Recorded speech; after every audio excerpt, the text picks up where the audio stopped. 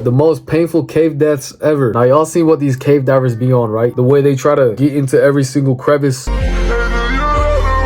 Which, by the way, first off, what a weird ass hobby. Like, what if you get stuck? Gang, you should not be having to hold your breath to fit into that little crack. You know, aside from getting stuck, I'm curious to see in what ways these cave divers died. If y'all new here, bro, road to 1K, click that sub button and also like the video, bro. I don't want to be that type of guy who bugs his viewers about liking the video, but mine should be getting like 7 likes. Mossle Cave Incident.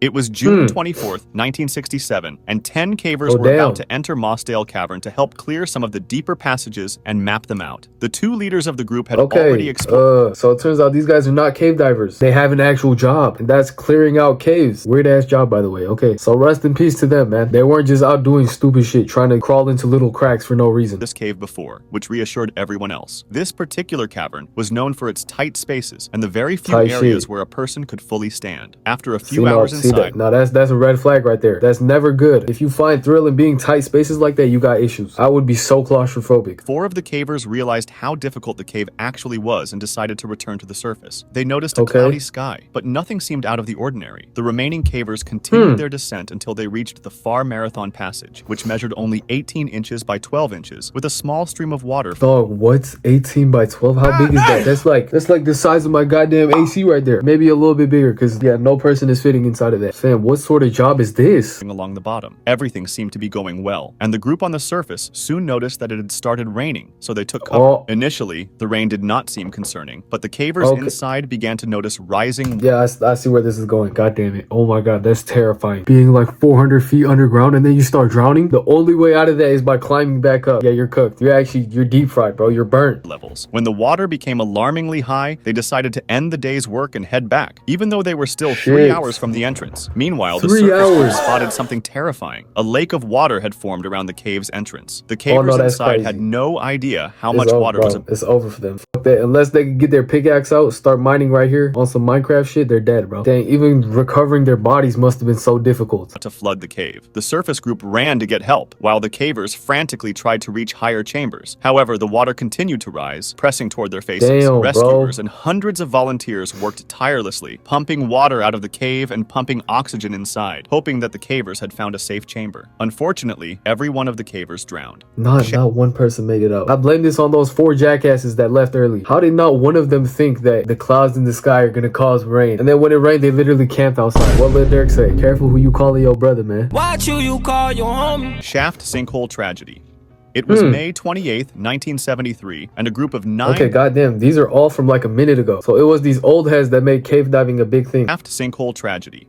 It was May 28th, 1973, and a group of 9 diving experts had planned a dive at Mount Gambier's Shaft Sinkhole. This sinkhole had a unique feature. There was only a tiny opening leading to a cave with a lake 20 feet below. From this opening, a beam of light went down into the cave and onto the lake, which was extremely Damn, you know what? Okay, that sounds beautiful as shit. As long as they swim up here, I do not see what could go wrong. However, this is probably a group of white people we're talking about, and not to stereotype at all, bro. But that's just the type of shit white people be on. You know, one of them is gonna be up here just enjoying a nice swim. A second later, his dumb ass gonna be swimming down here. From this opening, a beam of light went down into the cave and onto the lake, which was extremely helpful for the divers' orientation. This beam was visible throughout most of the cave, unless divers ventured too deep into one of the 2 side branches. Everyone initially agreed that they would stay within a 200-foot maximum depth range, so they could remain in the main chamber and still see the guiding light. This was their only plan. On the second day, however, 4 divers planned to go to the western section of the cave, aiming for a depth of 250... See, now y'all done f***ed up. This is where you guys went wrong. You do not know what could be lurking down there. Even if there was a big ass sign here that said there is no aquatic life in this water, I'm not going down there. It's dark and shit, bro. As humans, we have to be afraid of the dark. Which would have been a new record. This was deeper than initially intended and posed a significant risk because in 1973, divers were still using regular air cylinders rather than mixed gas tanks. For this reason, they had to be more cautious as they went downwards because nitrogen narcosis might have settled in. As they went down, the increasing pressure would have pushed the nitrogen into the bloodstream, producing a state of consciousness consciousness that is similar to when people are drunk. Keep in mind that these divers were not very experienced in cave diving. They were more accustomed to standard open water scuba diving. This added even more risk to their plan. They started going downwards into the western section of the cave, and one experienced diver noticed that nitrogen narcosis was kicking in, so he immediately went back out. Several of them followed him and went back to the surface as well, but 4 of them kept going, determined to set— See, you idiots. You guys are dumb, bro. Y'all just don't know when to call it quits. At times like this, come prepared. Nitrogen, narcosis, whatever the narrator's talking about, they should have known about this. Record and get a quick look before resurfacing. After a minute or so, the group at the surface became concerned, realizing the 4 divers would soon exhaust their air supply. A few returned to the cave to find them, and they discovered a flashlight and a camera on the bottom, but no trace of the divers. There was a problem that we haven't yet mentioned: silt. The movements of the 4 divers stirred up the long settled silt into a sand cloud that would take a lot of time to settle back. This reduced visibility to less than an arm's length, removing any hope for orientation for the underwater divers. Without being able to see anything, oxygen running dangerously low, and nitrogen narcosis kicking in, the 4 divers drowned. Damn, RIP, bro. They're stupid as hell, but at the end of the day, it's always RIP. Yet on top of that, dark ass water, you already can't see shit. And then with the sand flying everywhere, bro, yeah, your fate is sealed. At that point, you forget which way is back up to the surface. All tragedy. It's November 23rd, 1983, Jacob's and 2 students from Texas State University, named Richard and Clark, are about to enter Jacob's Well, an underwater hole that leads to an underwater cave. This hole seems relatively shallow, around 25 feet, and many people try to touch the bottom and then come up. However, this is just a deceiving appearance because it actually leads to another underwater cave with 3 chambers. The first 2— Okay, so for what reason? For what reason? What's the thrill in this? Could you maybe do something else to try and impress people? Why is it a competition to see who can dive furthest into this tight-ass well? Relatively open and easy to get through, but the third one has a really small squeeze to get into it. If you manage to squeeze through, you'll enter a room that is 10 feet tall, and you'll see a really small hole at the farthest edge, too small to pass through. This small tunnel was just 2 feet in diameter, and 2 years prior, 2 people died in it because after they managed to get through, a rock slide filled with gravel blocked. So already, they know that people have died in this hole, but they're still gonna go and explore it. Yet most of the people in this video have been like, what you call it, the actors from the horror movies, always trying to explore some new shit. Like, you had your death coming for you. Inside. Now, getting back to our 2 students, they were fairly experienced in normal diving, but not in cave diving, and they were trying to get their instructor certification in open water diving. Their instructor, Don, was an incredibly skilled and experienced diver, and he was the one who removed the 2 bodies we just talked about. He used to constantly warn everybody to stay away from Jacob's Well since it's deadly, and he even tried to cover up the small hole that leads to the 4th chamber with some cement, but other divers reopened it and left a message that said, "You can't keep us out." Don himself almost died. Don, at this point, let them die, bro. Fuck them, bro. They're asking for it, bro. They're just asking for it. They want to get killed. In Jacob's Well. When he tried to enter the 4th chamber, a gravel slide trapped him in the tunnel. He almost resigned himself to death. His tank was empty, and he had swallowed some water when his survival instinct kicked in, and he started rapidly moving until he cleared enough gravel to escape. When he did, he saw his diving colleague extending a regulator for him to breathe. As he started resurfacing, the air inside his body expanded until he reached almost 4 times his normal body size. By the time he broke the surface, he was screaming in pain. His belly was huge because his stomach had completely ruptured. These stories caught the attention of Richard and Clark, who wanted to take a look for themselves, even though—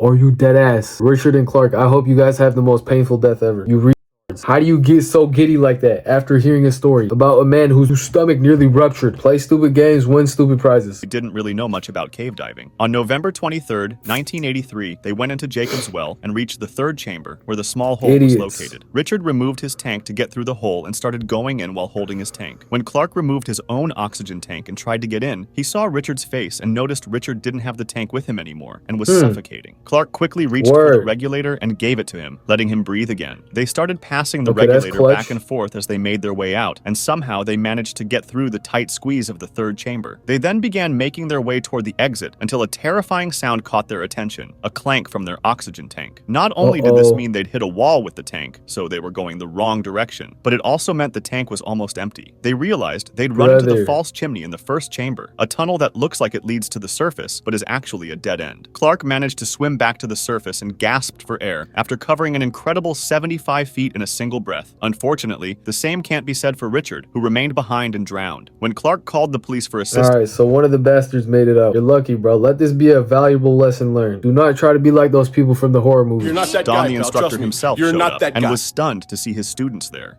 Gollums Cave. It's August 18th, 2005, and a group of 5 friends decided to venture into the Gollum Cave, also called the Cave of Death because of how dangerous it was. They reached the end.